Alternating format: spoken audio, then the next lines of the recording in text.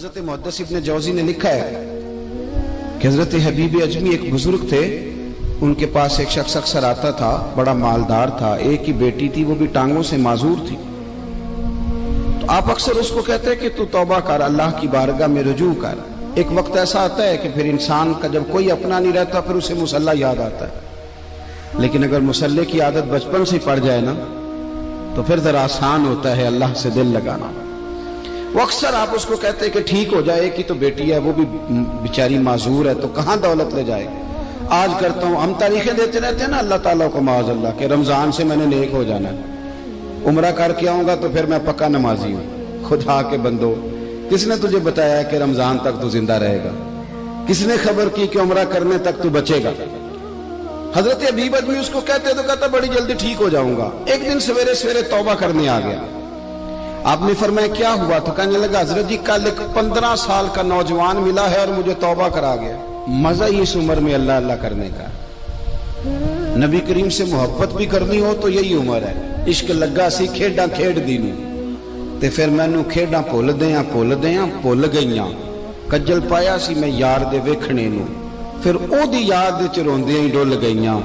حیدر شاہ اس گلی کدے نہ رولدی پر ہن تے رولدی رول گئیاں۔ جن لوگوں نے ابو جال کو قتل کیا تھا ان کی عمر بھی 15 سال تھی۔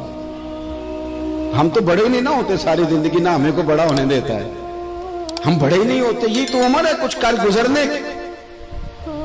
15 سال کا نوجوان توبہ کرا گیا تو حضرت حبیب اجمی کہنے لگے وہ کیسے؟ کہنے لگا حضرت جی میں کل منڈی گیا تھا، مجھے کچھ سامان خریدنا تھا، تو بغداد کے بازار سے میں نے مچھلی خرید لی 10 کلو، باقی بھی سامان تب خود لے جا نہیں سکتا تھا۔ تو مزدور آپ کو پتہ ہے بیچارے آج بھی سڑکوں پہ بیٹھے ہیں، تو مزدور بیٹھے تھے تو ان میں ایک نوجوان 14-15 سال کا، چہرے پہ بڑی روشنی۔ میں نے اس کو کہا بیٹے مزدوری کرو گے؟ کہنے لگا حضور مزدوری بھی کرتا ہوں، پڑھائی بھی کرتا ہوں، اور جو اللہ کو منظور ہو اس کی عبادت بھی کرتا ہوں۔ میں نے اسے کہا کہ یہ میرا سامان ہے فلان جگہ پہنچانا، کیا لوگے؟ کہنے لگا 3 دینار مزدوری۔ سودا طے ہو گیا، اس نے سامان اٹھا لیا۔ کہتے ہیں رستے میں ظہر کا وقت ہو گیا، کہنے لگا چچا اگر اجازت ہو تو نماز پڑھ دوں۔ 15 سال کا جواب۔ کہتے میں رکھ کے نا وہاں سامان تو پھٹے پہ بیٹھ گیا، وہ نماز پڑھنے چلا گیا، باقی لوگ دیر سے آئے، وہ بچہ جلدی آ گیا۔ میں نے کہا بیٹے آپ جلدی آ گئے؟ کہنے لگے نفل چھوڑ دیے، آپ یہی نہ سمجھ لیں کہ کام چور ہے، میں بعد میں پڑھ لوں گا۔ کہتے ہیں وہ دوپہر کا وقت، رمضان بھی نہیں تھا، میں اس بچے کو نوجوان کو گھر لے گیا اور میں نے اپنی بیوی سے کہا کہ بڑا نیک ہے، نمازی ہے، اور راستے میں یہ بھی ہوا ہے کہ میں نے اسے ایک دفعہ کہا ہے کہ یہ مجھے تھوڑی دیر کے لیے دے دو، گرمی بڑی ہے، تمہیں پسینہ آ رہا ہے، میں اٹھا لیتا ہوں۔ کہنے لگا نہیں چچا میں رزق حلال کھاتا ہوں، اگر آپ اٹھائیں گے تو میں 3 دینار مزدوری پوری نہیں لوں گا، پھر پیسے کم کروں گا، میں نے طے کیا ہے کہ اٹھاؤں گا۔ تو کہتے ہیں میں نے اپنی بیوی کو بتایا تو بڑی متاثر ہوئی، کہنے لگی دوپہر کا کھانا پک گیا، اسے کو روٹی کھا لے، رمضان بھی نہیں تھا۔ کہتے میں باہر نکلا، اس کو 3 دینار تھمائے، تو میں نے کہا بیٹے ایک بات میری مانو گے؟ کہنے لگا بتائیے۔ میں نے کہا کھانا پکائے کھا لو۔ کہنے لگا میں معافی چاہتا ہوں، میں نے روزہ رکھا ہوا ہے۔ حضور نے حکم دیا، حکم نبی کریم نے حکم دیا، بخاری مسلم کی حدیث ہے، فرمایا نوجوانوں اگر تمہارے پاس طاقت ہے تو نکاح کر لو ورنہ روزے رکھو۔ حکم دیا، یا نکاح اور یا روزے، یہ سرکار کا حکم ہے۔ بھائی نفلی روزہ نفس کی قوتوں کو کچلتا ہے، انسان میں نورانیت اور روحانیت لاتا ہے۔ کہتے وہ کہنے لگا میں نے روزہ رکھا ہے، میں اور متاثر ہو گیا۔ میں نے کہا اب کیا کرو گے؟ کہیں اور جانا ہے؟ کہنے لگا نہیں، میں جس دن 3 دینار کما لیتا ہوں پھر میں مزید لالچ نہیں کرتا، باقی وقت یا قرآن مجید پڑھتا رہتا ہوں یا نبی پاک پہ درود شریف پڑھتا رہتا ہوں۔ آپ بتائیں؟ تو میں نے کہا کہ افطار میرے ساتھ کر لو۔ کہتے ہیں میں اسے مسجد چھوڑ آیا اور خود میں لوٹ آیا۔ افطار کے بعد میں اسے لایا، کھانا کھلایا، عشاء پڑھی، اس کا گھر دور تھا، میں نے ڈرائنگ روم کھول دیا، بیٹھک کھول دی، وہیں وہ سو گیا۔ میری 20 سال کی معذور بچی کبھی چل نہیں سکتی تھی، کوئی طبیب کوئی حکیم میں نے چھوڑا نہیں تھا اس کو دکھایا نہ ہو، ایک ہی بیٹی وہ بھی معذور پیدائشی۔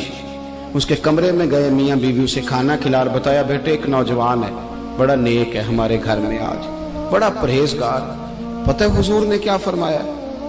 نبی کریم فرماتے ہیں جب نوجوان اٹھ کے تہجد پڑھتا ہے نا، نوجوان تو اللہ فرشتوں کے سامنے اس نوجوان پر فخر فرماتا ہے. اللہ فخر کرتا ہے کہ عمر دیکھو اور دیکھو یہ میری بارگاہ. اللہ فخر کرتا ہے, اللہ یعنی خدا خود میرے مجلس بود, اللہ فخر کرتا ہے. اب سوچیں, تو ہم نے اپنی بیٹی کو بتایا کہ نوجوان اور بڑا نیک ہے,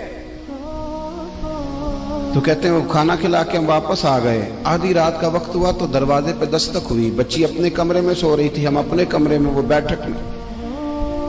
گھبرا کے اٹھے کہ اس وقت کون ہے دروازے پہ؟ تو بیٹی کہنے لگی ابا دروازہ تو کھولنا.